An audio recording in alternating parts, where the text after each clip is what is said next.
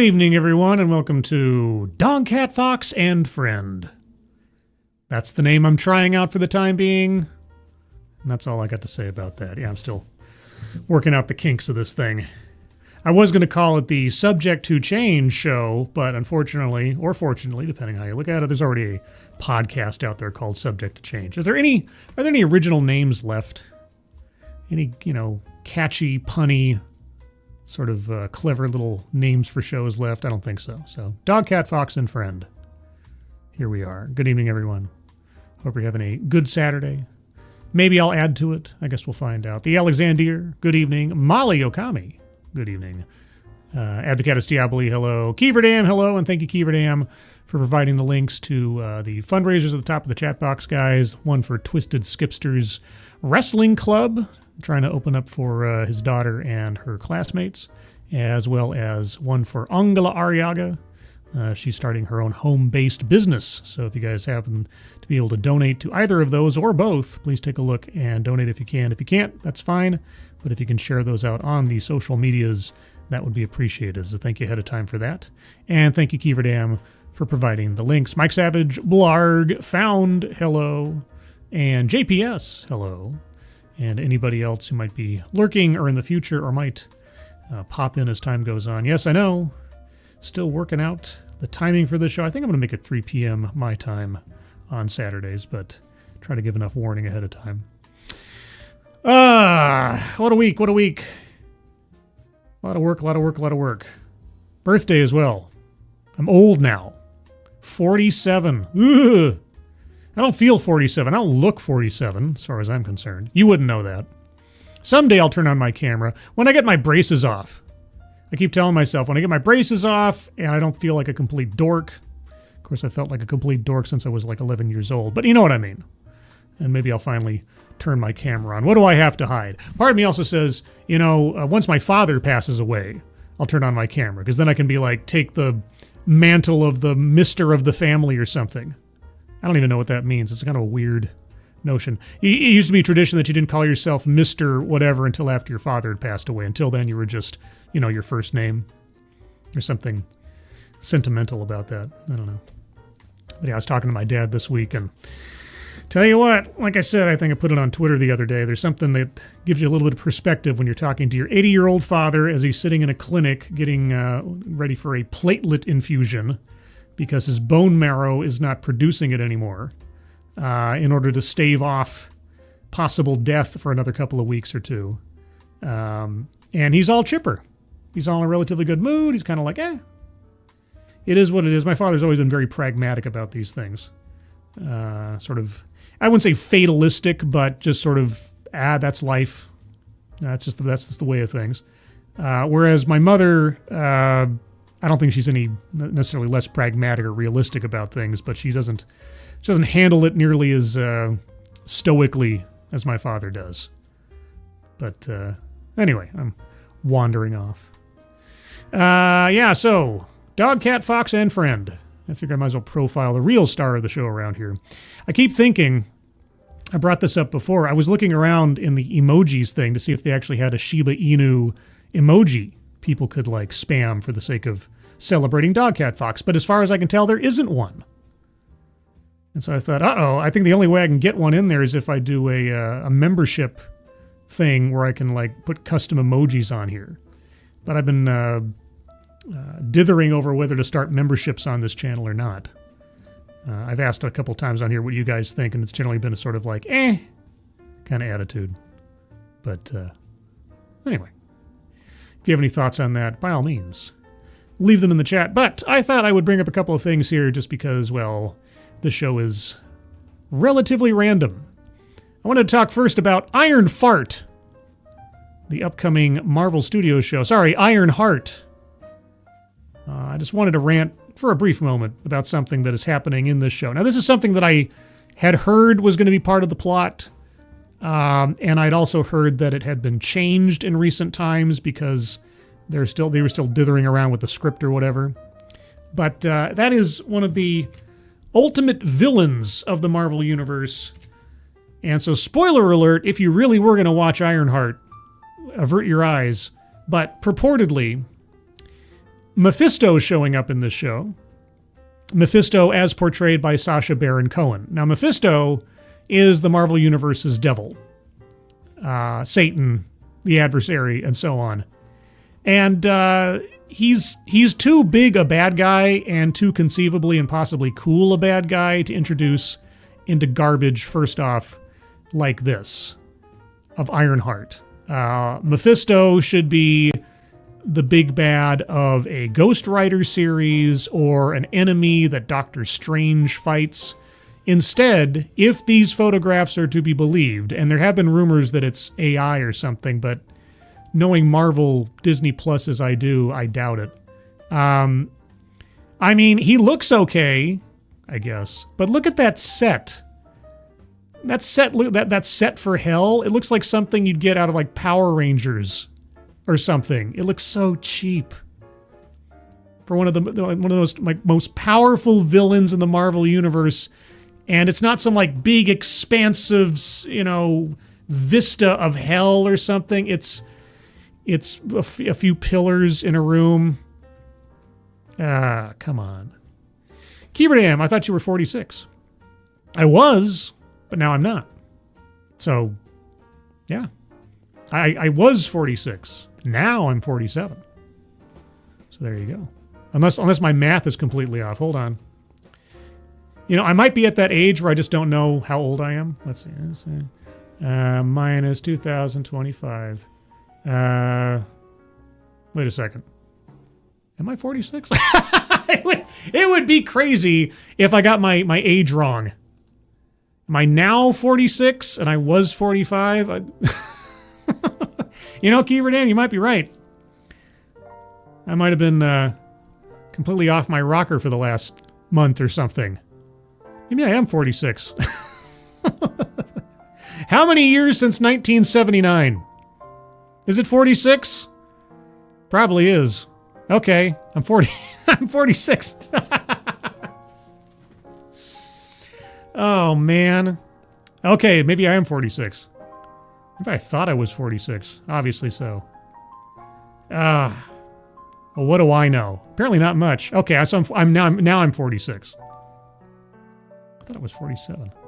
Well, thanks for messing that up, Keith. I'm younger than I thought I was. Jeez. Advocatus Diaboli has the right of it. I was not a math major. I got confuzzled.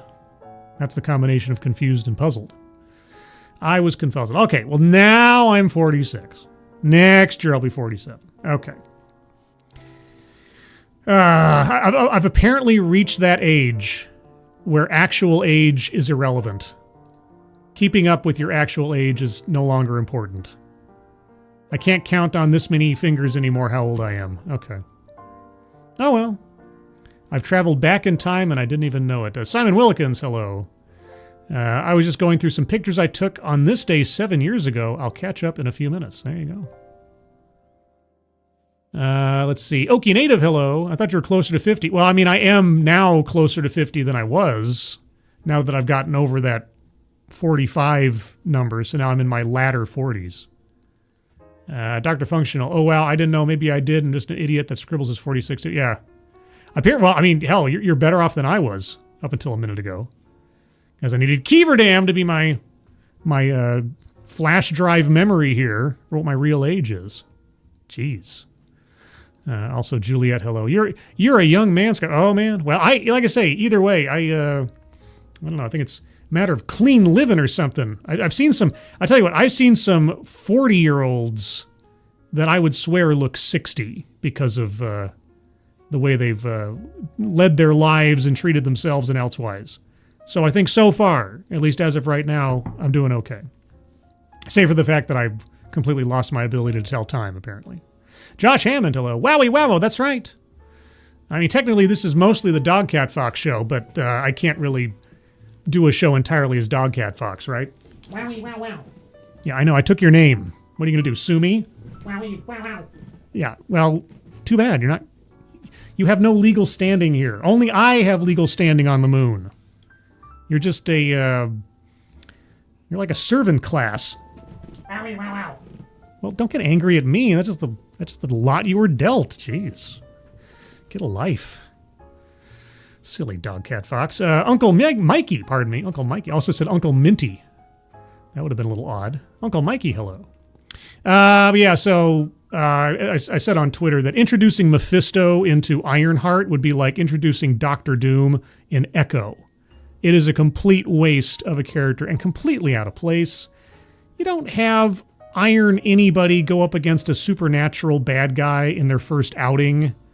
They have to go up against, like a rival or something. That's how the first Iron Man movie worked.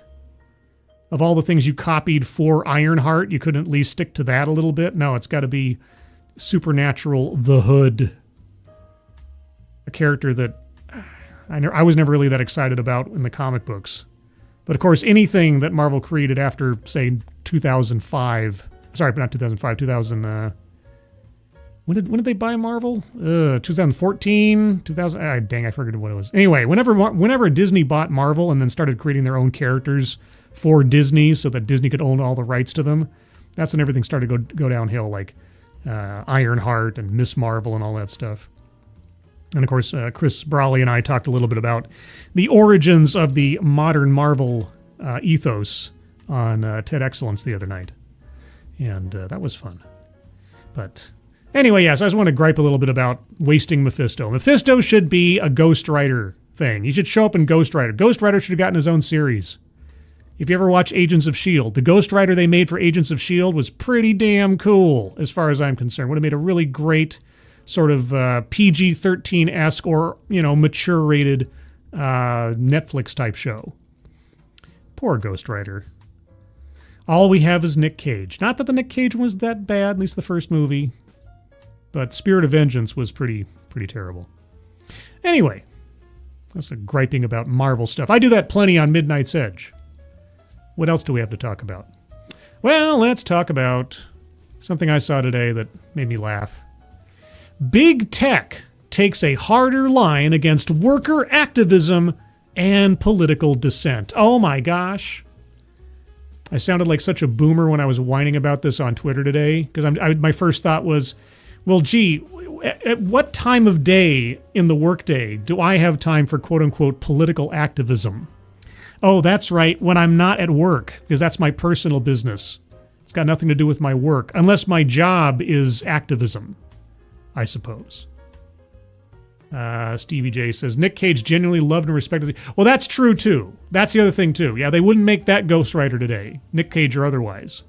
Hiring actors or creatives behind the scenes that actually love the material? No. Can't have that. Anyway, 5 years ago, Microsoft divested its stake in an Israeli facial recognition startup after thousands of employees and activists protested the company's suspected role in surveilling Palestinian citizens. So, Microsoft is letting the inmates run the asylum. Last month, the cloud computing giant took a different strategy when two workers yelling about the company's role in the Israel-Gaza war disrupted an event featuring founder Bill Gates and chief executive Satya Nadella. The employees, part of a worker campaign pushing Microsoft to end contracts with the Israeli military, were fired soon after. What a concept. What a concept. Not that I would cheer on Microsoft for anything in particular on any other given day of the week, but having a spine to push back against unruly employees, I gotta say, not bad. Some of the tech industry's biggest corporations are cracking down on employees who criticize their policies, stifling worker activism that was once ubiquitous in Silicon Valley. Well, yeah, if you let people act like children long enough, they're going to assume they're entitled to it. So, good job on growing up, Silicon Valley. The companies are rejecting worker petitions, firing employees who organize protests, and removing critical posts on internal message boards. Internet platforms are also warning employees against leaking to the media and firing workers who already have. I guess Silicon Valley has moved out of the hippy-dippy days and become the conservative corporate types that their parents always were. The harder line is partly a reflection of a changed labor market in the tech sector. Mass layoffs, once rare for Silicon Valley giants, have become a routine part of workforce management. Since 2023, the tech industry has slashed more than 500,000 jobs, according to layoffs.fyi. I didn't know such a site existed. I can track layoffs. I guess, all right. Job postings for key tech roles such as software developers have dropped at more than twice the rate of other office-based roles between 2023 and 2025, according to the data analytics firm Revelio Labs. This week, Microsoft announced a 3% cut to its global workforce following similar moves by Meta, which laid off roughly 5% of its employees in February, and Hewlett-Packard is planning to save $350 million by 2027 through job cuts. I wonder where these job cuts are coming from. Part of me thinks, is this the AI replacement theory? Another part of me thinks, did they finally decide that a large majority of the people they hired under DEI policies are completely worthless and they need to get rid of them, and there will be no negative effect to the company? I'm thinking it's some portion, one, the other, or both of those theories, but I can't say for sure. Quote, "It's different now. Employers feel they can get away with stuff," said William Fitzgerald, a former Google employee who is now a partner at the Worker Agency, an advocacy and communications firm. Employers feel they can get away with like running their businesses, having behavioral standards and codes of conduct in their businesses. I know it's a crazy thing if you sign up for it with a company and you read the bylaws and the expectations that you have as an employee, and you go ahead and break them or somehow embarrass the company beyond their willingness to allow you to still work there. I know. What a crazy idea.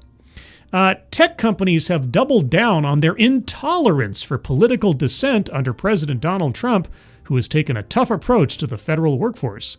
Top executives at Google, Meta, and Amazon sent millions to Trump's inauguration committee. Yeah, those are in no way, shape, or form some kind of greasing of the wheels of please don't come after us for our illegal DEI policies or anything. I'm sure that it's all above board and that it's not somehow ipso facto a bribe scheme. I know that is not the case.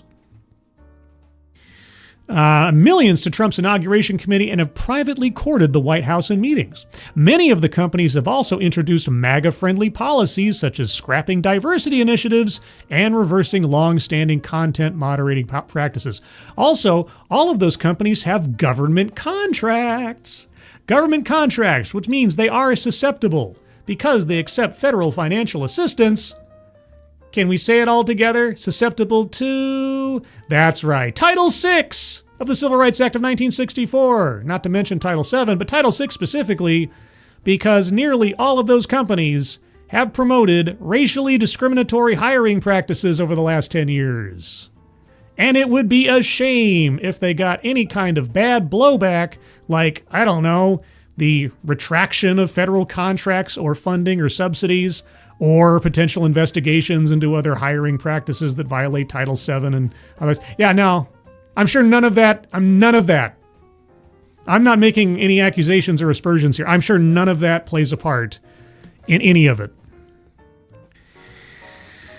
The sorts of shifts would normally fire up a Silicon Valley-based workforce known for its liberal views and activist spirit, but a tougher stance on whistleblowers and the poor job market in tech are discouraging employee activism.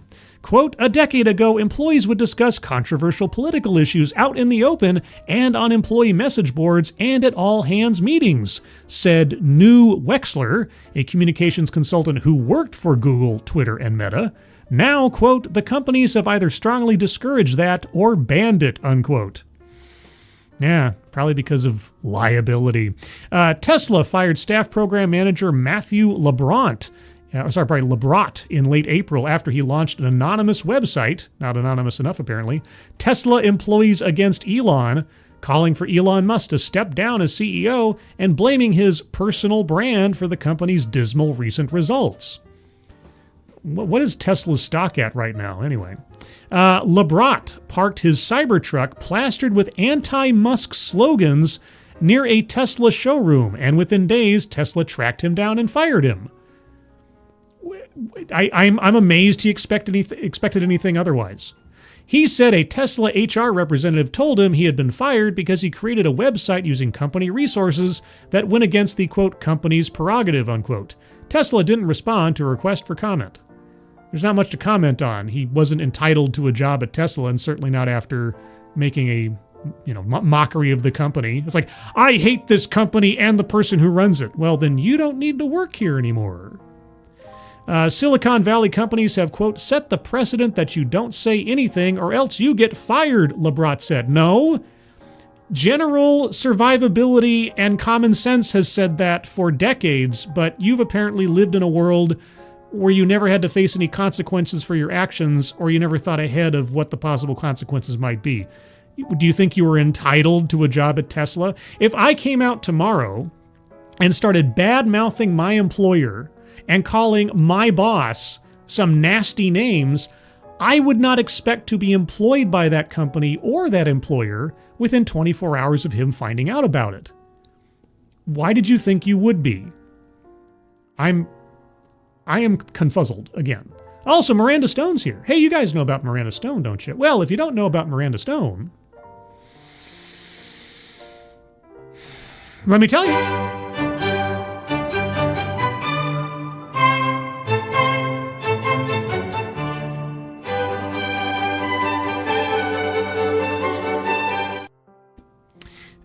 Quote, we are talking about the silencing of complaints and the fear that I will terminate you for whatever reason, unquote. No, it's not whatever reason. Here's the professional thing to do. If you have a complaint, you go through your direct supervisor, or you go through HR in an anonymous complaint filing option. Lots of companies have that. All right. If it's something that might constitute a legal problem, first you might want to retain counsel and then go through the motions at the company and track how it is handled. That's what an adult would do. That's what a professional would do. You don't plaster stickers on your Cybertruck and interrupt an event and stand there like a petulant child expecting somebody to hand you a cookie. But anyway, in the current Silicon Valley environment, even more mundane forms of employee criticism than Labrat's have faded from view. Well, because they're probably being handled internally, if at all. After Google announced in February that it was abandoning its standing commitment to use AI for weapons or surveillance, employees on the company's internal message boards were remarkably quiet, according to people familiar with the matter, who spoke on the condition of anonymity for fear of retribution. That was a contrast to 7 years ago when Google canceled a Defense Department contract to analyze drone footage with artificial intelligence after thousands of employees wrote to CEO Sundar Pichai that complaining that developing combat zone technology violated the company's long-standing values. What values does Google actually have anymore? I mean, famously it used to be don't be evil. But they got rid of that in relatively short order. What values does Google possess? In an interview in March, a Google employee who spoke on the condition of anonymity to avoid retaliation said, quote, we unintentionally wound up working for a defense contractor. Where is the petition?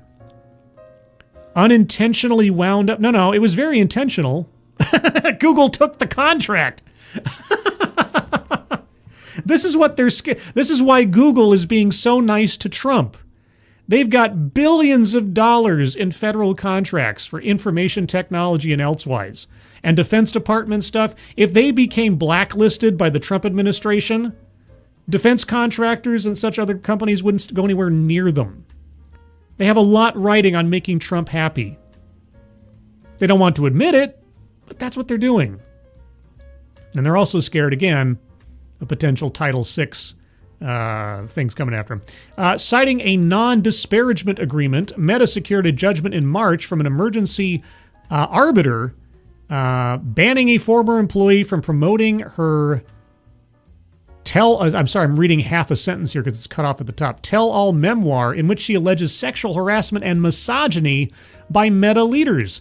The arbitration case was part of a multi-pronged strategy to discredit Sarah Wynne Williams, a former global policy director for the company, and her 400-page memoir, quote, Careless People, a cautionary tale of power, greed, and lost idealism, unquote. Meta staffers also preemptively sent reporters negative statements about Wynne Williams and dispatched current and former employees to question the veracity of her book, downplayed some of her allegations, and elevated positive comments from other employees. Quote, I think tech companies have been extremely aggressive against whistleblowers and more so, said Libby Liu, the CEO of Whistleblower Aid, which represented an earlier Meta whistleblower, Frances Haugen. Quote, that seems to be on trend. Well, yeah, these companies are growing up, apparently, and realizing the counterproductive nature of letting all of your employees work against your own interests, but still paying them a paycheck. Yeah, it's kind of crazy. Oh my gosh, the Silicon Valley companies are no longer hippies. They've grown up. They've grown up to be their banker fathers they never wanted to be in the first place. It's just the way of things. Sounds very natural to me. Advocates Diablo, from the people who brought you Gas Buddy. Oh, yeah. Man, I haven't talked about Gas Buddy in a while. What's going on with Gas Buddy, the unofficial, not sponsor of the former Lords of the Night? Gas Buddy. Let's see. Advocates, I took a shit on my boss's desk and he fired me. Clearly, I'm being oppressed. That's kind of the attitude here. The sense of... like I say, the sense of entitlement, the idea that you could get along this far in life as something akin to an adult, and honestly believe that taking actions such as these would result in no negative consequences. Can you imagine just how charmed a life some of these guys must have led to this point? And I don't even think I'm talking like some old fuddy-duddy here. It's just that these companies must have just been absolute playpens with padded walls this entire time. Like, oh no, welcome to the company. And of course, you've seen those videos where like the TikTokers walk through their offices like, well, first, as I got to work, first I went over to, the slushy bar and got myself a smoothie. And then I went over into the massage room and let my feet get loosened up first before I had to do all that walking down the hall to go to a conference room where I had a meeting for 20 minutes. Then I went back over to the juice bar, that kind of stuff. I mean, it seemed like a joke, except that's really how those places have operated for a long time. And then all of a sudden it started like, wow, shedding off employees and doing away with all these ridiculous perks because they finally had to admit this isn't actually contributing to the welfare or the efficiency of the company, is actually engendering a culture of entitlement and spoiled brattishness around here. And so we need to grow up. Heaven forfend. Chicago Mike, hello. Nice to see you. Stevie J, first I play ping pong while the in-house barista prepares my latte. Yeah. I really, man, to live in that environment, quote unquote, working for just a day would be so bizarre to me. And the way that my sensibilities work, I would be like, can I trade in not using any of this stuff for a bump in my paycheck? Kind of like if I'm not taking up a slot in the parking lot, can I get some kind of like stipend or maybe like a free bus pass or something? That's what I did in my first real job, is that they had this parking garage and everything. And as far as I knew at the time, everybody drove there. Maybe a small contingent didn't, but everybody drove there. And so everybody took up a parking space. And I had to take the bus. And so I went to my boss and I said, hey, I'm not taking up a parking space. Could I get reimbursement on my yearly bus pass? And he thought about it. He was like, sure. And I did. And it was great. And I think that became common practice after that.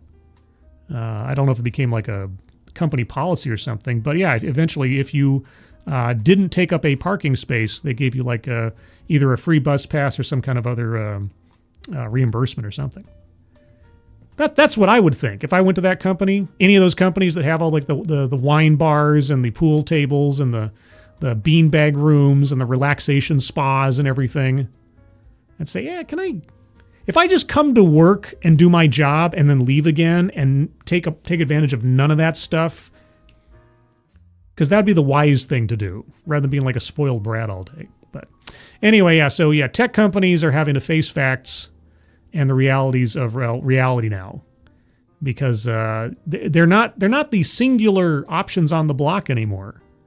They have competitors. They have to knuckle down, and I think they're finally realizing just how much money they've wasted and how much stress and ridiculousness they've allowed to go on for as long as they have.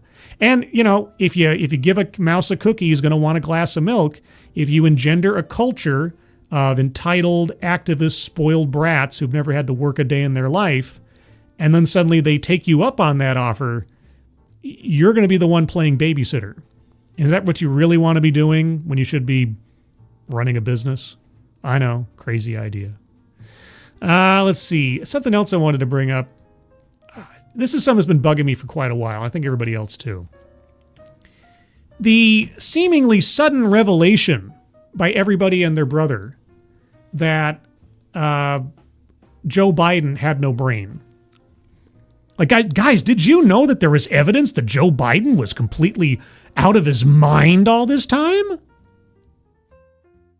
Anybody paying attention with half a brain, which probably doesn't include Joe Biden, since 2019 at the earliest, knew that he was off his rocker, that he wasn't fully functional. And the Democrats propped this walking corpse up because every other candidate on the stage had absolutely zero chance of defeating Donald Trump. Absolutely zero chance. Buttigieg and Andrew Yang and Elizabeth Warren and everybody else who was just barely still there by the end of the primaries. Because Trump was going to trounce anybody else. And the only reason that Biden was there was just, well, he's a former vice president. He's been there forever. He's the elder statesman. Out of everybody here, he's the best of the bunch. He was sort of like the Thunderbolts of the current crop of Marvel movies, at that time, let's say. That's the only reason he got where he was. And in fact, Biden was thinking about running back in 2016. I've recommended this book many times. It's an incredible book. It's called Shattered. Talks about the failed Hillary Clinton campaign. There's a whole section in there of the tension over whether or not Joe Biden would throw his hat in the ring, because Hillary was already having conniption fits over the fact that Bernie Sanders was running against her. She thought she'd have a pretty clear sailing path to the nomination. Then Bernie started going in, and they weren't sure if Joe was going to go in, and they had to shut Joe down because Joe was going to become a problem. And Joe was upset that he wasn't, as the vice president previous, the natural selection for the next president. And I don't think Barack Obama would have endorsed him if he had run. But he waited too long, he dithered over it too much, and Hillary ran away with it. He's been wanting to be president forever. But yeah, the only reason he became president, because just him, not his brain, was the only qualified, I should say his brand, was the only qualified one to run against Trump.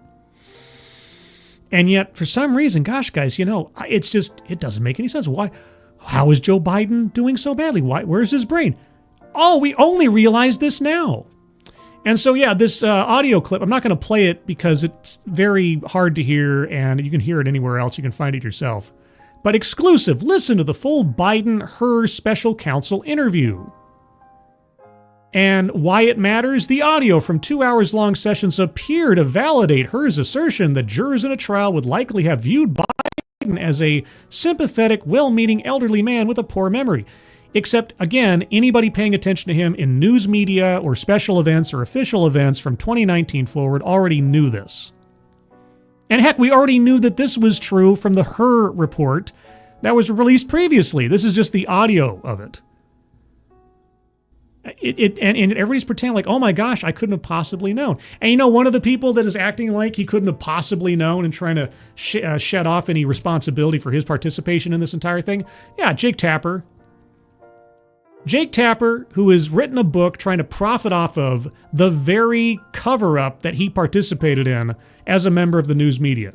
And at CNN, which between him and Chris Cillizza helped to cover up and wave away any concerns or questions about Biden's competency.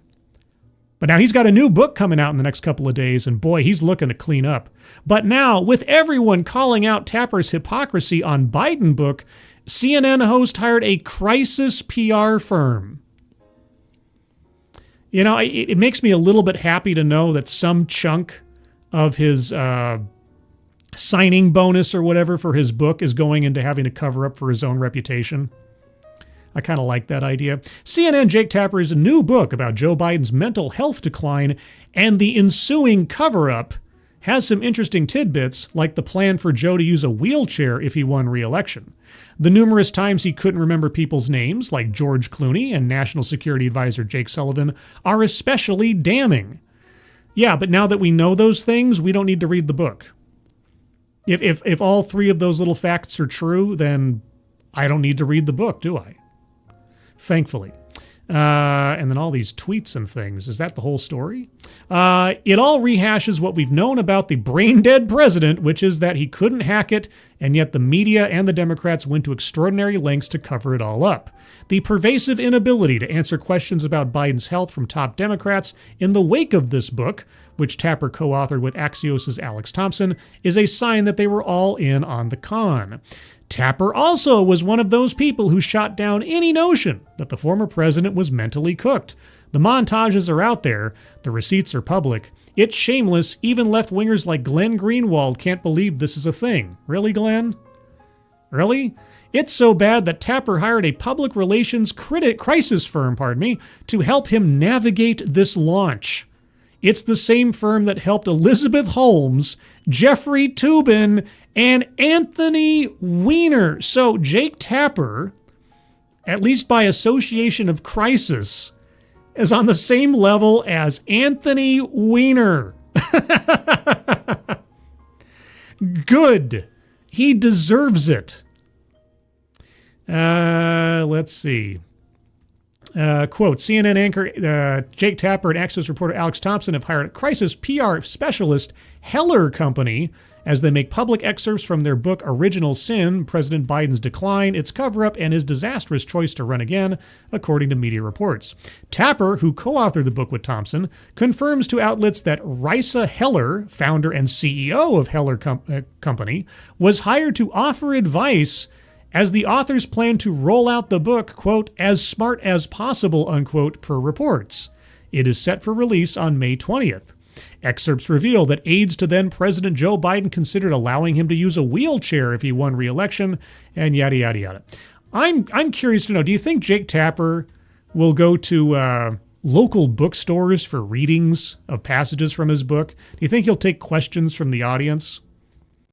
I can't wait to see what the promotional tour for this book looks like when the time comes. Tapper has tried to backtrack, and it hasn't been successful. So there's a lot of montages out there of Jake Tapper shooting down anybody talking about Biden's mental health. Specifically, I think was it Laura Trump? And now that he's been asked about it, he says something to the effect of he tries to approach this with humility.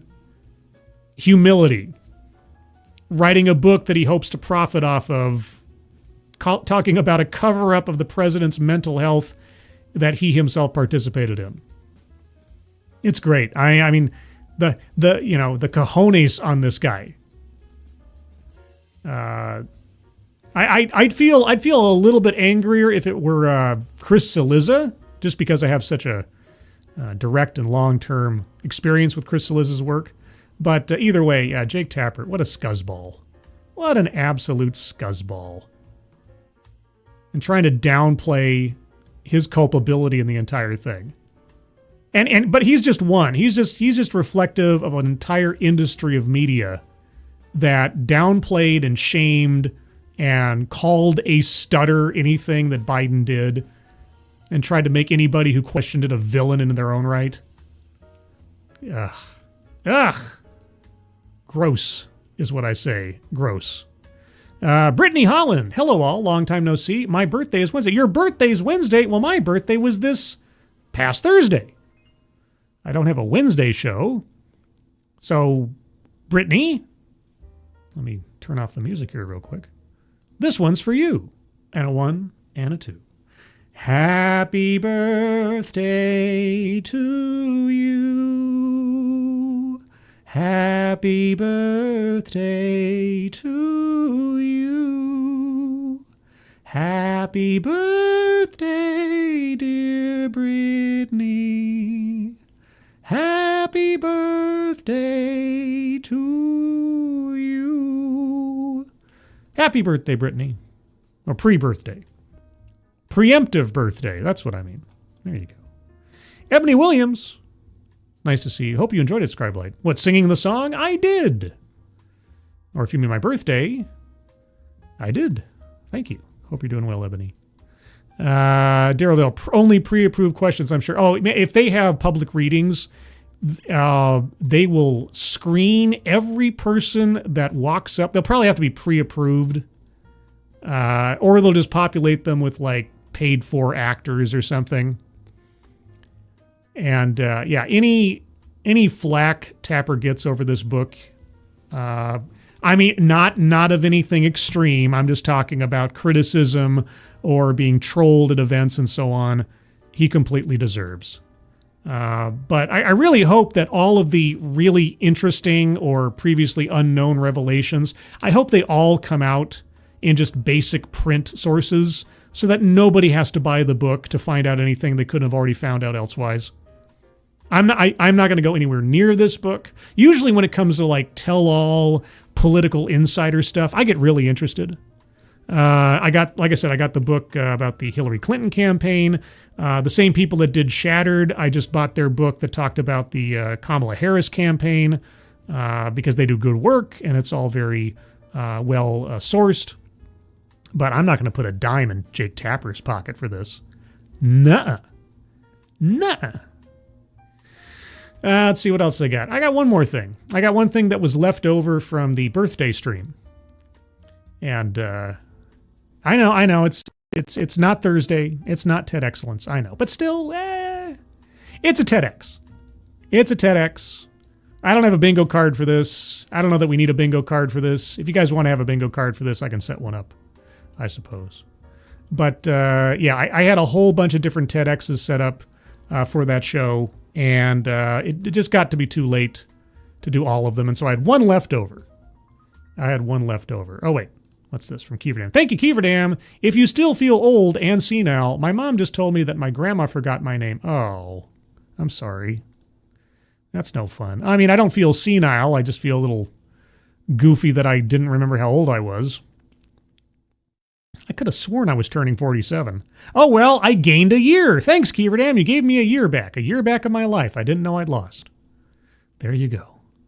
And thank you so much for the donation, Keeverdam. Very much appreciated. You know what? While you guys are here, I'm going to do this. I think I've done this before, but I'm going to do this again. Should I start? Let's see if I can spell today. I think I can spell. There we go. So I'm putting up a poll. Should I start channel memberships? Or would you be, I guess the better question would be, would you be interested in having channel memberships for the channel? Let me know in the poll. Your input is appreciated. I don't know how or much I will act on it, depending, but I am curious to know if people would be interested in that and having like custom little moon base or DogCatFox emojis or doing something else or like member streams and stuff. The thing is that just about everybody here has been with me in one way, shape, or form for a very long time. So like having memberships that elevate one person versus another in some way feels a little odd to me, but I don't know. Lots of channels have memberships. Maybe some people enjoy them for reasons outside of that. You guys let me know. And if you have comments elsewise about it, you can always put them over onto the Discord server. If you're not a member of the Discord server, well, just wait till the end of the stream or scan to the end of the stream if you're watching this in the future, because then you can have a chance to join the Discord server. Anyway, so this TEDx, what was it called originally? Let me remind myself. I got to open up the little folder with the thing and the stuff. The official title of this one was Men's Manly Makeover. The sex appeal of being real. So aside from the title, I don't know much, except that this guy's apparently a PhD and whatever an MFT is. I don't know what an MFT is. What's an MFT? Faustonia, hello. I'm here for the ride, whichever way you want to take the bus, Scribe. Well, I mean, if I wanted to take it off a cliff. Anyway, Angelverse, hello. Could be fun to have custom emotes, yeah. Like little dog cat foxes and little moons and what else could there be? Little like if I got like Satsu's I wonder if I get no, I'd have to ask him about that. Never mind. I had a strange idea. I'm not going to say it out loud. I'll have to talk about it later. But maybe ones for my old Lords of the Night friends. Like I got to talk to people first if I'm going to do that. Anyway, so yeah, this is called Men's Manly Makeover. If we want to use a bingo card, do we want to use a bingo card? Sure, why not? How about I just make a command decision here? Why don't we use bingo card A? And I think I removed the bingo card links from this stream, so I'm going to put the bingo card link for A into the chat now. So if you don't already have a bingo card A, you can get one ready. So there's the link to the bingo card A in the chat. So to click on that, get your bingo card A's ready. I will do the same because I hadn't planned to use a bingo card, but what the heck? This is a mini TEDx. This TEDx is just under 10 minutes long, so it wouldn't have made for a good full-length TEDx episode anyway. But let's see, file, save as, and rename this to, we'll just call it Saturday. On Saturday night. Saturday, and save that over here. And then we're going to reduce this down to 50% so it'll fit on the screen. And then I'm just talking to myself. Don't mind me. I'm just letting myself know I can get this all ready. Okay, got my green circles ready. Got to have your green circles ready. All right, so this is a TEDx about being manly. Are you guys ready? Okay. Well, here we go. That is some fake applause right there. I have a question. I have an answer. I can't promise you it'll be the right one, but I'll give you one. Are you a guy who, or are you in love with a guy who struggles with how to be an emotionally healthy partner in his intimate relationship? No. Because I don't have an intimate relationship. But I am in touch with my emotions, obviously. You guys hear that okay? Let me know in the chat. Let's see. Juliet, are you still doing your Sunday show? No, I've changed things up. I'm trying to have at least a day or two between streams now. I was sort of overloading myself in my head with scheduling, because like on Sunday I'd have a stream, and then Monday I'd have 2 streams with Midnight's Edge and then DEI, and then Thursday I'd have a stream, and Friday morning I'd have a stream. I needed to break things up a little bit. So having Friday off, doing a stream on Saturday, having Sunday off, and then having streaming stuff to do on Monday, trying to stagger things out a bit. I was getting a bit overwhelmed with keeping to other schedules. Made in Hell, aw, Scribe needs a hug. Yeah, I need a hug. Huggy Duggy. Huggy Duggy. What intimate relationship? Exactly. Yeah, so I don't fall into either of these categories. I am neither in an intimate relationship, nor am I in an intimate relationship with a man. So. Because if so, yeah, I have a classic story that I want to share with you. Oh, a classic story? Oh boy, is it Gone with the Wind? One that I've heard many times over the course of my 30-plus year career of being a marriage and family therapist. Ah, the MFT, marriage and family therapist. Also, he has that, I have seen that, whatever that necklace is. I always want to say it's like a shark's tooth necklace. I don't think that's what it is, obviously. But I've seen that so many places before, it feels cliche to me. Does anybody know what that is, just by looking at it? I have seen that many, many, many times before.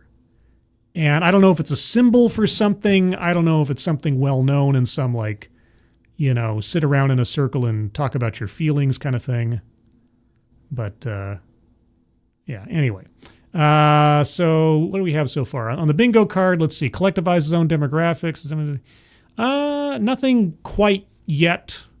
Let's wait and see what he has to say. As well as a relationship coach for men. Oh, a relationship coach for men. Well, he's wearing 2 rings. I suppose one could be a wedding ring. It's about a client I will call Dude. Wait a second. Does he abide? Does he have a rug that brings the room together? Does he drink White Russians before he goes bowling? Now, if he makes a Big Lebowski joke just now, I'm hitting the psychic button. That's not his name, but his story raises a common issue that the guys that I work with, sooner or later, they all deal with this. Oh boy, okay. All the guys. All the single guys, not single guys. All the intimately related guys, By the way, I might be talking to you about this guy that I'm calling Dude, but I'm also talking to all of you dudes out there, all right? Oh, thanks, dude. I appreciate it. I couldn't tell when you said a story you hear all the time and never mind. His first question to me when we started therapy was, why is it that my wife always wants me to talk to her about my feelings? Did he sound like that? Why am my wife always talking about my feelings? Okay, can I believe that a man that would behave that way would come to this doctor and speak in that fashion? The answer is yes. So I don't think that, so far, this is not necessarily an anecdote that has never happened. I think that might be possible. Let's listen more. I know everybody in the chat's like, no. I know, yeah, big X'd it out. No, I get it. But just think for a second. If you were a guy who had recommended to you this guy as your therapist, what kind of temperament do you think that man would have to need this guy's help? I'm just saying, I'm erring on the side of believability, if only marginally. How does me becoming more emotional make me more attractive to her? It doesn't. She's testing you. She wants to bring you down to her level so she has absolutely no opposition. You need to maintain. You need to be the opposite number to her. That's how relationships work. I hate to tell you this. Don't do it. Don't give in. That's what I'd say to this guy. If I was this guy's therapist, I'd say, she's testing you. She's testing your resolve. It also probably means it's not a relationship you want to be in, but I'm guessing you probably have kids and so there's complications. But overall, no. Stand your ground. Show her who's boss of you. That's what you want to do. That's what I'd say. I answered him. I said, dude, attraction and sex appeal comes from being real. Okay, well, here's the question then. If he's coming to you with an obvious bewilderment and complaint about his wife's behavior, I really hope you're not going to recommend to him that he give in and become what she wants him to be versus his natural inclinations, because that then would not be him being real, would it? That would not be authentic. People like to use that word lately, authentic. So what was your advice to him? Being real means having the guts to be emotionally honest and vulnerable with the person that you love. What if he already is? What if he's not lying when he's just being in control of his emotions? Because his reactions to things are not in the same emotional tempo as her. What if that's just completely genuine? I've always been amazed by people that have this theory that men not being as emotional as women are somehow being dishonest. are somehow being disingenuous with their partners or with the rest of the world.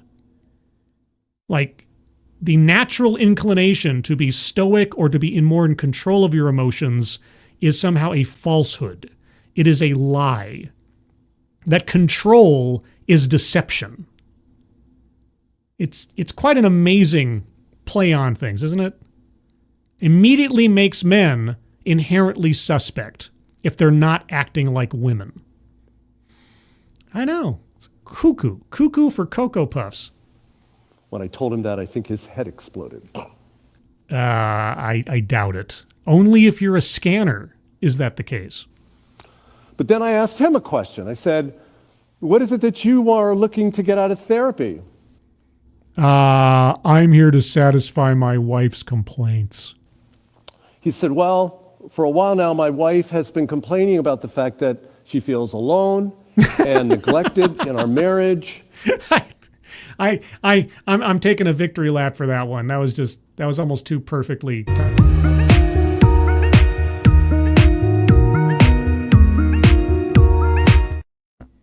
Because I don't talk to her about any of my feelings other than my anger. Oh, and all I am is anger. I'm like the Hulk, except I'm not. Let's go over the bingo card real quick. Collectivized zone demographic, systemic or institutional, sales pitch for product or service. I'm going to circle that one because he is effectively selling or advertising his practice and his style of therapy and everything else. Childhood to family anecdote, no. Diversity, equity, inclusion, no. Plays victim, no. Microaggressions or unconscious bias, that might be quasi-implied with the way men, quote-unquote, behave. We'll wait and see on that one. Privilege, no. Contradicts own point or fails to make argument. Well, I think he might have already done so, but we'll wait and see. Patriarchy, possibly. Deceptive statistics, not yet. Economic disparity, no. Circling free space. Feminism, well, he might ultimately be promoting feminism if he mentions toxic masculinity or something else. Marginalization, a list, white supremacy, no. Word salad, not yet. Self-vilification or wretchedness, only if he starts self-referencing. Weightless example or non sequitur, we'll see. Attempt to coin new buzzword or buzz phrase. Mind reading assumes motives, yeah, because he's really extending this out to cover all men, as in this is how they all behave. Benevolent condescension, I think that's probably part and parcel, but we'll wait a little bit. Anecdote that probably never happened. No, so far, I believe that this guy came to him, or it's an amalgamation of the kind of guys that would come to him looking for help. And lastly, leaves out vital context. Not sure yet. So far on the board, bingo card A, everybody. Sales pitch for product or service. Free space. Mind reading assumes motives. Might be on the edge of others. Let's keep going. I said, okay, and as we started to get to know each other, he opened up and he painted a picture for me that his father consistently ridiculed him whenever he would cry or display any kind of an emotion. Okay, so now he's been, it's nurture. His emotions have been destroyed by his own father. Well, here's the thing, and of course, we can't know this from this guy's telling of it, but is it possible that when this guy, this patient, was a child, he relied on over-emoting to try to get either attention or his own way on things or to try to avoid responsibility? Did his father possibly see in him someone who was trying to be emotionally manipulative and tried to stamp that down? That it wasn't the nature of the emotions, it was how they were being employed.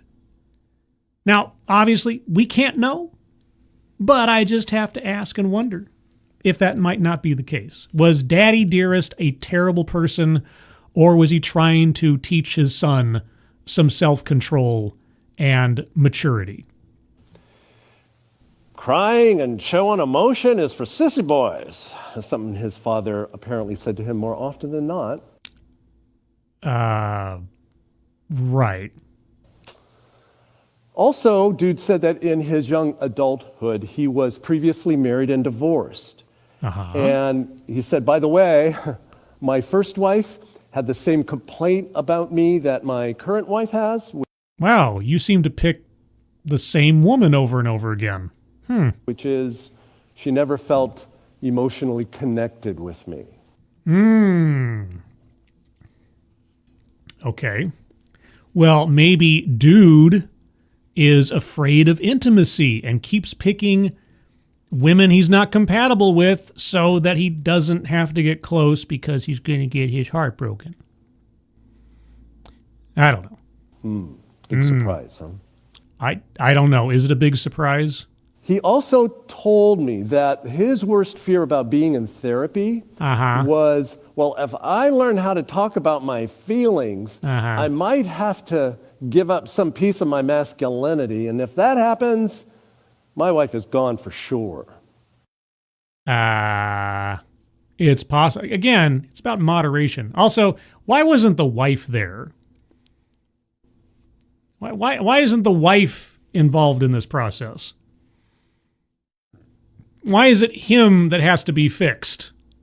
Is there any possibility that she could be a problem? Dude's story is very familiar. So many of us men grew up as boys believing the lie that emotional vulnerability was a weakness. It's not emotional vulnerability. It is the time and the place and the volume with which emotions are productive. There's a difference, a big difference. Some take it to one extreme, others take it to another extreme. Moderation is the way to go, and moderation usually means stoicism, and people mistake that for being unable to be emotional. But anyway. And if we saw our emotional expression as being some kind of weakness in our character, no way would we not fear others judging us the same way and looking at us thinking that we are weak and unmanly. I mean, you're not wrong. There is, again, this is an aspect of masculinity that differentiates men from women in general. And yeah, there's a certain truth to that. I mean, both an evolutionary one and a cultural one, and also a practical one, depending on the circumstances. So where does this fear come from? Where does this fear come from? Fear itself. Well, I think I know where it comes from. Oh, okay. Well, do tell. Dude's dad taught Dude the exact same thing that my dad taught me. Oh my gosh, then it must be that masculine. Come on, just say it. Just say toxic masculinity. Just please. It'll make life so much easier for me on the bingo card. Which was that survival of the fittest is really about survival of the least vulnerable. That's actually true in and of itself in sort of a very, stark reality way, yeah. And what that means is the vulnerability that we feel as humans, whether it's physical vulnerability or emotional vulnerability, we experience as a threat. Well, it depends on the context. If you're opening yourself up to someone else emotionally, you are taking a risk that might be either used and or abused, because there are people out there who will use and abuse your emotions to their own benefit or to their own satisfaction. So, yes, there is a legitimate fear. I can only speak from my own experience that I have been, I don't want to say a victim per se, but I mean, I have been emotionally manipulated by people in the past when I trusted them enough to open up to them about what I was feeling or thinking about certain things and so on. And that information was effectively used against me as leverage for someone else to get something from me in some way, shape, or form. So I've learned through hard experience that I have to be at least a little discerning about who I open up to and connect with. Now, obviously, once bitten, twice shy. Sometimes it's to an unhealthy degree, and I can acknowledge that, and I've seen that happen in myself. And I can understand why it might happen to others. But it's not for no reason that people are wary of becoming emotionally attached to other people. Especially men, whose own inclinations are already kind of standoffish when it comes to over-emoting. But, okay, go on. Oh, hit the button. As a threat. And when our system feels that threat, it automatically triggers our fight or flight survival instinct in order to shut those feelings of vulnerability down. So, I don't know about shutting those feelings of vulnerability down, but just maybe ceasing the immediate threat? I don't know. I'm getting some weird psychobabble talk here. Circling systemic or institutional because he talked about system. So, an example of this is, yes, like physical vulnerability for dude was if some guy came up to him and threw a punch at him. That would be a physical threat, yes. That would automatically trigger his fight or flight instinct, and he would either punch back, which is his fight mode, or he would take off and run for the hills, which is his flight mode. Yes, thanks for that. Got it? I got it. And so with emotional vulnerability for dude, with his wife, if she would get angry at him and start to argue or criticize him, or if she even just asked him how he was feeling, any of that triggered his fight or flight. And he would then what? Punch her in the face or go running for the hills? Doesn't sound very healthy. Oh, wait, you probably don't mean that, do you? Either get angry and start to argue with her, which is his fight mode. Okay, how was she asking these things? Under what circumstances? Yeah, okay, I'm getting ready to circle leaves out vital context. Like, without knowing what her contribution to this dynamic was, I don't even know what I'm supposed to say about this. Maybe he had a right to be angry, depending on how she was talking to him, or what they were talking about, or what she was accusing him of, or something else. But okay. Or he would shut down, avoid talking to his wife, avoid talking about any of those emotions.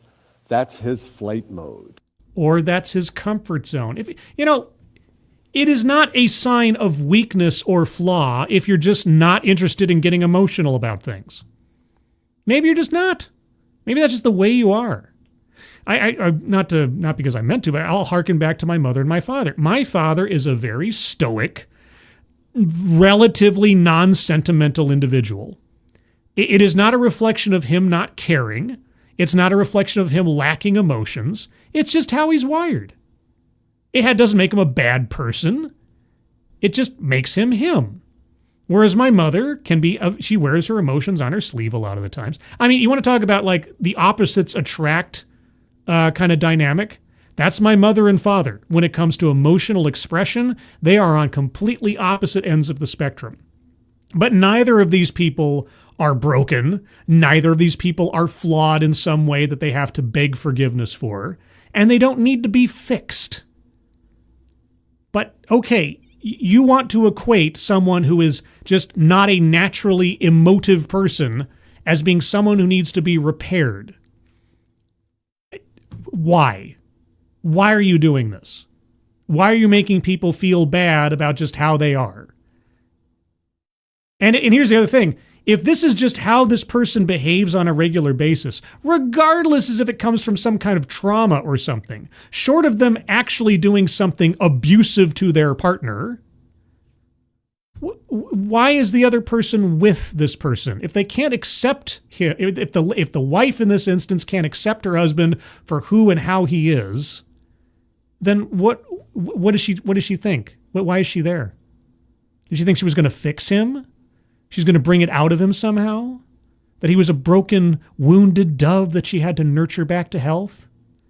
Because I've seen that pattern before in women, but you're not talking about that end of the bargain, are you?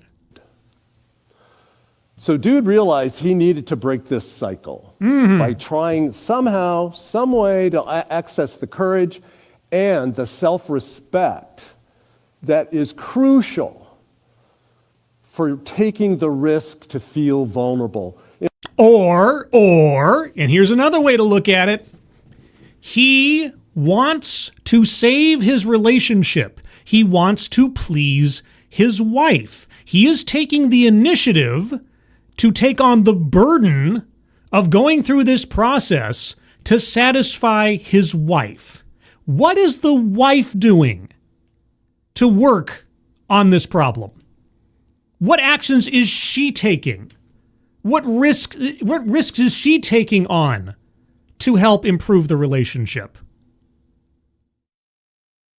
Again, we keep coming back to, obviously the man is at fault and needs to be fixed. He is the one that is wrong.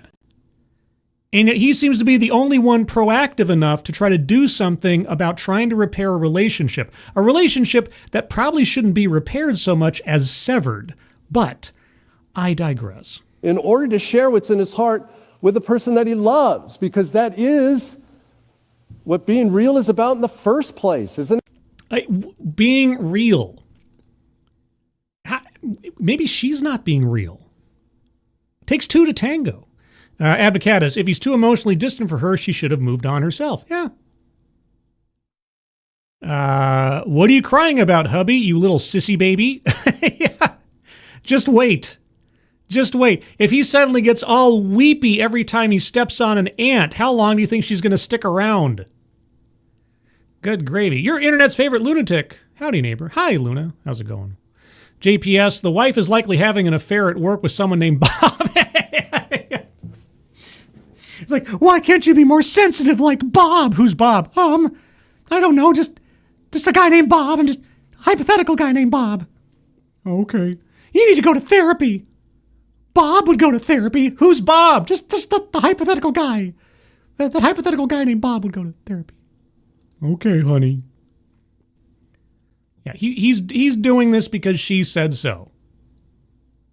He cares enough about the relationship and he's loyal enough to his wife that he's willing to go through this humiliation. And he's willing to second guess himself into oblivion by going to you for therapy. I mean, jeez. What do you say? Oh, sorry, back up a little bit. That he loves, because that is what being real is about in the first place, isn't it? Isn't it? Why do you sound like a whiny 3-year-old every time you say something? So a needle pulling thread. How could I help this guy? I don't know. Access these vulnerable emotions without triggering his fight or flight instinct, which would shut him down. I don't know. What is your magic recipe for getting to the heart of these broken and non-responsive men? And so I decided to start by yelling at him, calling him a sissy baby, helping him rewire his anger, because anger was the only emotion really that he would let himself feel.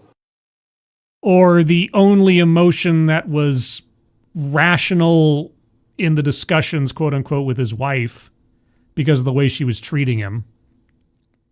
Maybe not the only emotion he was allowing himself to feel, the only emotion that made sense by constantly being berated by his wife for not behaving in the way that she wanted him to. And he was being real the whole time. Can you imagine somebody constantly telling you that you are wrong? You're inherently wrong. Everything you're doing is wrong. The way you're behaving is wrong. The way you treat this, whatever, is wrong. When you're just being yourself and not doing anybody any problems or anything, but all of a sudden you have somebody yelling in your ear all the time about how terrible you are. You think anger might be a natural reaction to that? I really wonder, is there any point, or was there any point, we're talking in the past tense here, was there any point at which the therapist took the side of his patient instead of accepting the accusations of the absent wife? And I had him imagine his anger as being like a mask that he would use to cover up the more vulnerable feelings that were in his heart. But it couldn't be possible that his anger was genuine and honest. No, you're automatically assuming it is an escape mechanism. Without telling us anything about the wife, without telling us any of the context around what exactly she was accusing him of. Okay, I'm circling leaves out vital context. I have a feeling we're not going to hear that guy's side of the story in any meaningful way. Or, given the fact that how effectively subservient dude has been to his wife in, capitulating to her demands that he get help, do you think he'd badmouth her to the therapist? Even if it was honest? I gotta wonder. The more vulnerable feelings that were in his heart, like his pain, his fear, his sadness. Some people don't want to burden others with things that have absolutely no resolution to them. So some people feel that it's the better thing to do than to dump all of your negativity on someone else when you know nothing can be done about it. Of course, depending on how you handle it, that could be healthy or unhealthy. But I think most people's inclination is, if I don't have to bother somebody with all of my problems, I won't. His shame. And with that in place, I then gave him 2 things to do differently. 2 things? Well, 2's a list, circling a list on the board. 2 things to do. Oh boy, guys, here we go. These are the 2 things that are going to solve all your problems. Thank you, Matt Barnes. I know it's lazy and easy, and I'm just showing up, but I miss should not be in profession on the cards.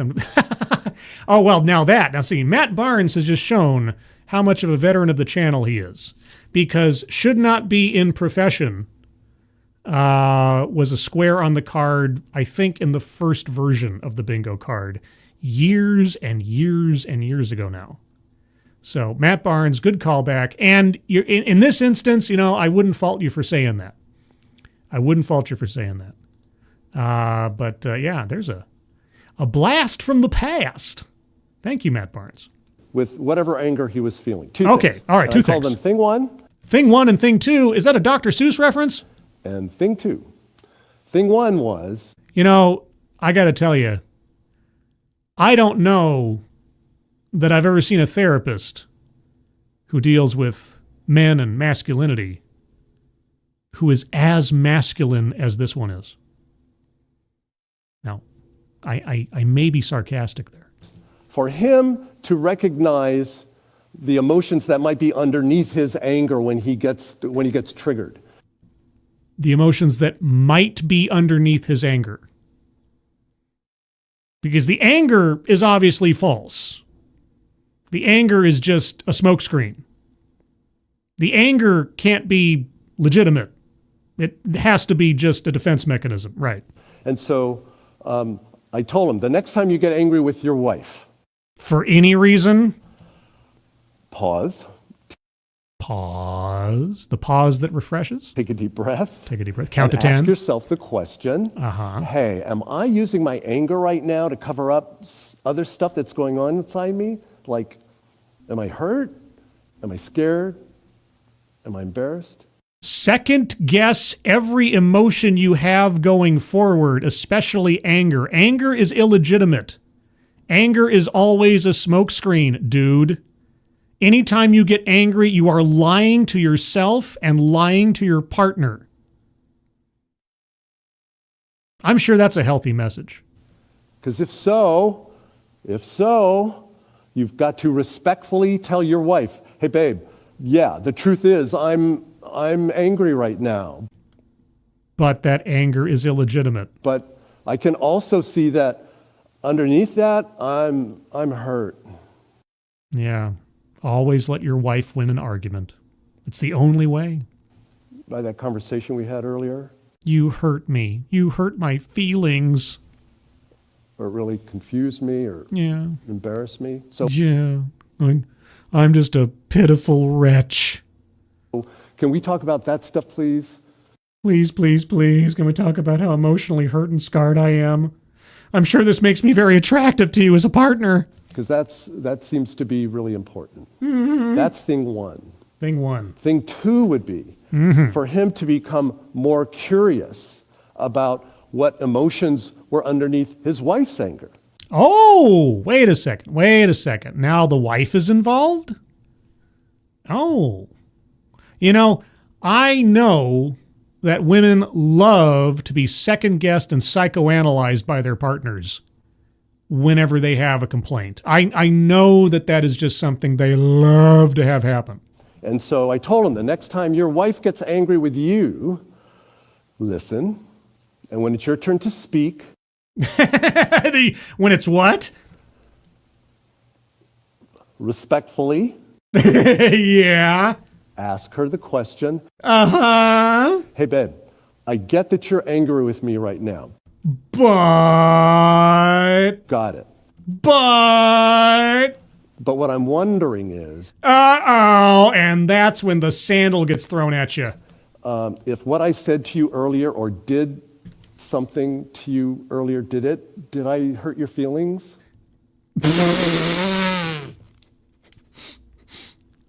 Right, because obviously it's your fault. If she's angry about something, it can't be that she's in the wrong or she's overreacting. Obviously you did something wrong, so you might as well make yourself into the villain. Sure, okay. Or did I scare you, or did I embarrass you? Uh-huh. Because if so, can we please talk about that stuff? Because that's really important. Please tell me. Oh my gosh, I don't think I've ever heard anything more masculine than that. And then just listen to her. Yeah, just that's listen. thing two. Right. So in both instances, the man is the obvious default bad guy and one at fault. Okay, got it. So thing one and thing two are two small shifts. Small shifts, yes. Stop and analyze why you are wrong to be angry, and two, stop and analyze why your partner is right to be angry at you for your own behavior. Understood. That can deepen empathy, trust, and emotional intimacy. No. Okay. So, wife's anger is completely legitimate. There is no analysis that needs to be taken there. All it is what caused her to be angry, which obviously has to be from something you did. So you're already assuming the villain role in the dynamic where your wife is angry. But if you get angry, you have to examine why your anger is false, why your anger is a dodging mechanism. We don't have to analyze or suspect or question anything about the wife's behavior. No. We already know that if the wife is angry, it must be something I did. And if I'm angry, I must be feeling something else, actually, that I'm hiding with the anger. Okay. Boy, I wonder what kind of men are produced after visits to this guy's office. In any relationship. Any relationship. Mm-hmm. So the sex appeal of being real? Uh-huh. Because, man, you are exuding it like a flame. It's about how any of you dudes out there can celebrate being the real guy that you are. By admitting to how false you usually behave? By tuning in to your truth. My truth. That I need to have questioned by a yelling and nagging partner and then galvanized by a wussy therapist. Okay. That lives in your heart. Uh-huh. Not what's in your head, but what's in your heart. But not what's in my head, but what's in my heart. Okay. And sharing that with the person that you love. Uh-huh. Because when you do that, you will not only be an emotionally healthy partner. Yeah, I'm feeling nothing but healthy vibes from the advice that you're doling out. You will become an emotionally healthy dude. Just the way that he says that. That is the most... Oh, man. I'm getting flashbacks to a Nickelodeon show. Anybody know which one I'm thinking of? And not like on subject matter case, but just on word choice. Oh, Scanners again? If only. I wish I was watching Scanners. This is the manly makeover I'm talking about. I know that's what you're talking. The manly makeover. Everybody, buddy. It's a shift, A shift. that makes life richer, love deeper. By living a life of authenticity, vulnerability, and self-respect. Yeah, there's nothing more self-respectful than doubting every emotion you have as being false because a woman told you it is and a questionably masculine therapist told you so. If we can all move toward that, then the world of men and the people who love them or say that they do will be all the better for it. Thank you. Okay. You know what? I don't believe him. If you can believe it, I don't believe him. But, okay. Yeah, so that was our mini, less than 10-minute TEDx there, just as a little extra. Here, let me pull this up. Sorry, let me get my bingo card ready here. Bingo, bingo, bingo. There was a farmer, had a dog, his Bingo was his name. Oh, B-I-N-G-O, B-I-N-G-O, B-I-N-G-O. And Bingo was his name. Oh, okay. Here is the bingo card. Let me make sure it's all lined up here. Okay, that's how the card looks right now. Oh, Matt Barnes, thank you again. I'm not dumb, like everyone says. I'm not dumb, I'm smart, and I want respect. I am so smart. S-M-R-T. S-M-R-T. You can't call me names because I am a strong individual and I am smart. Me no dumb, me smart. Me 47 years old, not 46 years old. Sorry, that was a joke that I don't think you were here for, Matt. But no, you're right. You're right. Nothing gains you more respect than just showing how much you don't respect yourself. But anyway, let's go over the bingo card here. Let me also put a little muzak just to keep things active. Okay, so what do we have? I'm going to go over the card one more time. If you guys have arguments for squares to be circled, hold on to them and we'll get to you in a moment. Collected by zone demographic by howdy diddy. All men, this man, that man, all the dudes in the house. The childhood family anecdote, he never talked about his own. He talked about his patients, but he didn't talk about himself. That's the difference. Diversity, equity, inclusion. Plays victim. He didn't. I mean, you could argue that by extension, when he's talking about all men, this, that, and the other, he was including himself, but he didn't make himself the subject of his own talk, really. Microaggressions or unconscious bias. He talked about being triggered. He talked about your reflex reactions to things, the fight or flight, what you think about being manually and so on. So I'm going to circle that one. Privilege, contradicts own point or fails to make argument. He failed to make his argument to me that his process or his theory on how men should handle their emotions or instantaneously feel like they're somehow damaged because they're not being as emotional as their partners demand of them. No. Patriarchy, yes, in the sense that he kept talking about how this damage is passed down from grandfather to father to son and so on. Talking very patriarchal kind of way about how things go. Deceptive statistics. He didn't give us any economic disparity. He didn't talk about economics. Feminism. I am going to circle this because all but saying it, he was talking about toxic masculinity. In everything but actually using the term. And that was... And, of course, giving absolute carte blanche, blank check to the wife in the scenario he was giving us.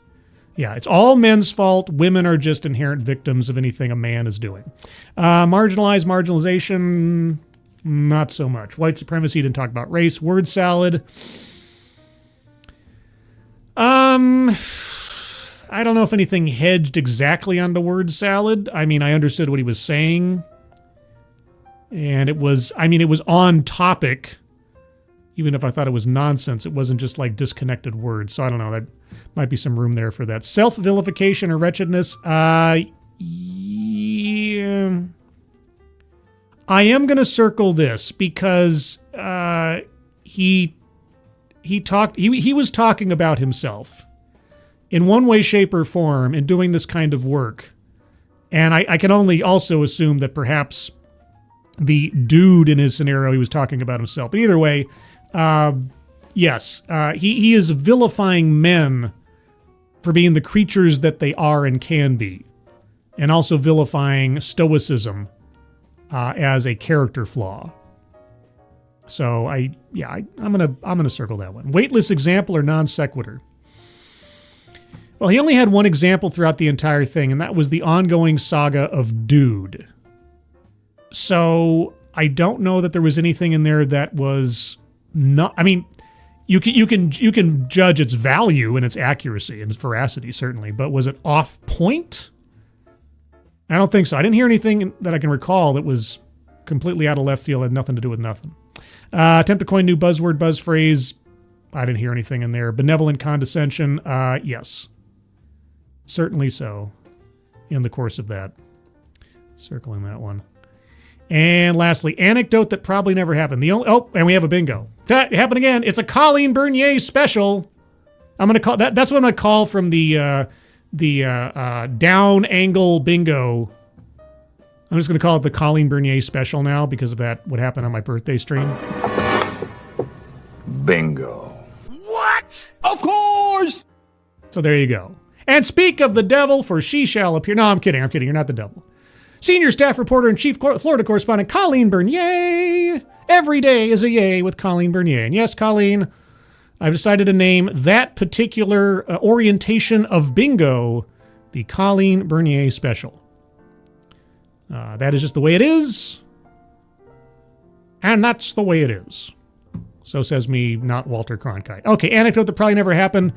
I believe he had a patient that would talk like this, that took it upon himself to try to fix himself for the sake of pleasing his wife. I believe that entirely. And that was the only anecdote that he really ever gave us, so there you go. If anybody has any other arguments for squares to be circled, put them in the chat now. If I've missed your argument, please just repost it. I am not actively ignoring your comments. Advocatus Diaboli, privilege for the women, since they apparently do no wrong in this guy's eye and there's no reason to question their motives or actions. You know what? You are correct. Yes, that was true. The wife in this situation never had to answer any questions, never had to become responsible for anything she might have been up to, and her role in the situation was never, ever put under a microscope, so you are correct. I'll grant you that one. Let's see. Simon Wilkins. Hear the sound of Muzak drifting in the aisles elevator. Prozac stretching on for miles. The music of the future will not entertain. It's only meant to repress your thoughts and neutralize your brain. Soul gets squeezed out. Edges get numb. Demographics. Are you telling me I should turn off my music? I mean, if it's really doing a number on you, I'll turn it off. I do apologize. Eagle, this guy's a huge pussy. Cat. Or pusillanimous. Pusillanimous? Also, Donkey Punch Bandit. He steals all the donkey punches. I mean, it's a very niche crime, but I assume a very lucrative one. Daryl Odell, very patriarchy. All he did was talk about men's problems. That's sexist. Well, I guess that's also true. That's also true. Men hold all the cards. Let's see. Any other arguments for squares to be circled? Not a pussy, just therapist. I won't say that. There are therapists out there that are reasoned people. But the ones that end up on TEDx stages, I tell you, 9 times out of 10, I question their credentials. I do question their credentials. Let's see. Anybody else? And I hadn't intended to make this a TEDx stream by even part. I mean, I had that back there as an extra. I got through the articles and subjects I was going to talk about otherwise relatively quickly, so I thought, what the hell. Colleen Bernier, Scribeaturday, you didn't answer it. Was the Nick show you were thinking of Hey Dude? Oh, yes! You're right. Whoever said that first, I missed it. Who said Hey Dude first? Whoever said Hey Dude, then you win the no prize I'll have to scroll up. I apologize. Oh, also, I missed Andy Masterson. Andy, he keeps saying that word. I don't think he means what I think it means. What word? Andy, what word? Abdicast says, you can't do that on television. The only Nickelodeon show I recognize. Well, golly. Colleen Bernier, were you the first person to say, hey, dude? You were right. It was Hey, Dude. Hey, dude. What other classic Nickelodeon television show? Let's see. We got Hey, Dude. You can't do that on television. Finders Keepers. Legend of the Hidden Temple. Remember Finders Keepers? I love Finders Keepers. They destroy a house. Double Dare. I could be mistaken, but I think Nickelodeon had one of the first like G-rated teen drama shows. It was called 15. I honestly don't know if that was before or after Degrassi Junior High. I am showing my age here with these show names. Andy Masterson, masculine. It's true. It's true. I'm not sure that guy. I think that guy has forgotten what masculine actually means. Kind of like with Dr. Chris Hoff, one of the regular features on here. Or Salute Your Shorts. Remember Salute Your Shorts? Pinwheel. Oh my gosh, Pinwheel. Jeez, I think that might have been after my relative time. But Double Dare, of course. Yeah, you remember Finders Keepers? I love that they have this big fake house and all the kids get to trash the house looking for the thing that they were supposed to be looking for. I always wanted to be on that show. Just have an opportunity to just completely annihilate a house and everything. Oh, it looked great. Anyway, we got one bingo out of that. It was a less than 10-minute TEDx. I wasn't expecting much, but hey. Every time I see a TEDx that talks about, masculinity or repairing it or something else, I'm just like, uh-oh, this is going to be a men are just bad kind of talk, isn't it? So, anyway, guys, that is the show, which I'm currently calling DogCatFox and Friend. I might change it again next week. I don't know. Maybe that'll be the thing. I'll just change the title every Saturday until I settle upon one, or one just becomes natural. What do we say on the poll over there? Should I start channel memberships? 83% yes, 17% no, with 30 votes. If you have an opinion on that, with 85 people watching the show, if you happen to be watching on the YouTubes, get your vote in now. I'll end it here in a second. In the meantime, did you know I have a Discord server? I have a Discord server. Would you like to join the Discord server? Well, you can, if you're not already a member, by clicking on the link in the chat. And you'll find yourself on the landing channel called Say Hello. And in addition to saying hello, you just have to say the secret word. The secret word will tell me that you're not a bot, have actually watched the stream, and have thus earned the right, the privilege, the entitlement to join the Discord server. And today's secret word is masculine. Just say hello, masculine, and I'll know that you watched the show. Outside of that, you will be able to find me Monday, schedule permitting, at 9:05 a.m. Pacific Time, noon 05 p.m. Eastern Time on Midnight's Edge in the morning, where we're going to talk about movie box office and Disney Plus and DC and all types of stuff. If you're interested in genre entertainment and movies and behind-the-scenes corporate stuff and all that, that's all fun, and that'll be happening on Monday. As well, Monday afternoon will be the next episode of DEI Death Watch. Yes, it's now a once-a-week show, as some stories have started to slow down in the DEI world, but I'm still collecting them as they pop up, and we'll have a little review of the top stories in the DEI world come Monday on DEI Death Watch. That'll be at 12:30 p.m. Pacific Time, 3:30 p.m. Eastern Time. And as always, you can find me here Thursday nights at 6 p.m. Pacific, 9 p.m. Eastern for an official episode of TED Excellence, where we'll talk about another off-brand TED Talk that at least exceeds 12 minutes or so. Anything under about 10 minutes I usually keep as an extra or a filler or something for something else, like that one with our masculine friend there. JPS, I'm all for memberships if it helps the channel. Well, like I say, I'm sort of does it need to happen? Does it not need to happen? Does it set some kind of hierarchy aside from wrenches around here, which I don't really treat as a hierarchy in the first place? I don't know. But I'm still considering. I'm still thinking about it. Colleen Bernier with all the facts. Degrassi in Canada was before that. Before 15, I believe you. Joey Jeremiah. That's the only character's name I remember from that show, and he wore that hat. Joey Jeremiah. And Tarkata remembers Salute Your Shorts? Yes.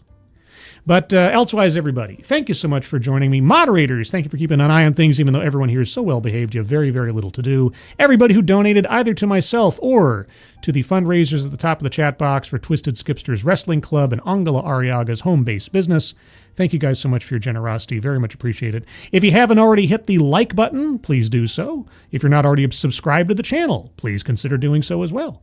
And if you're on the Twitter machine or have a X account, as it were, and you see the stream on there, if you could share that out, I'd appreciate that too, because the YouTube algorithm doesn't like me. That's it. I'm a victim. I'm a victim of the algorithm. They don't like me. They know I speak the truth, and they don't want the truth. They can't handle the truth. If only YouTube were as cool as Jack Nicholson. But anyway, everyone, hope you have a good rest of your weekend. Hope you have a good rest of your... I was about to say, I should have said, hope you have a good rest of your Saturday. Hope you have a good rest of your weekend and week ahead of you. And as well, I hope you're all safe and well. If you're not well, please get well soon. Like me learning how to tell how old I am. And I will see you on the next one. Take care. Bye-bye.